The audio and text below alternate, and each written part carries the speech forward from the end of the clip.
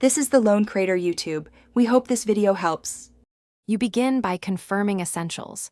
Make sure the card has power, the PCIe clip is seated, and the display cable is on the GPU port.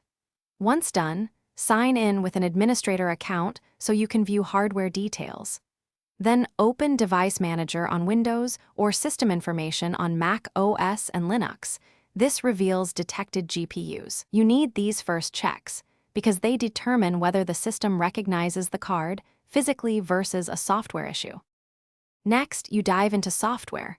Open Task Manager or Activity Monitor to see GPU name, usage, and which processes use it. For deeper detail, run GPU-Z or your vendor's control panel. This shows memory, clock speeds, and bus interface. Make sure to compare the listed driver version with the latest release from the vendor.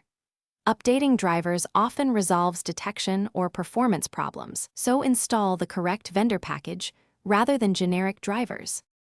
To finish, verify the GPU's full function by running a short benchmark or stress test. This confirms clocks, memory, and display output are working under load.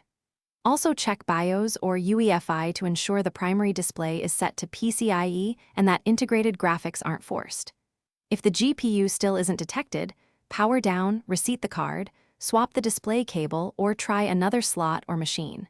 If problems persist, one key troubleshooting tip: test with a known good. Thanks for watching. Consider subscribing if we helped you.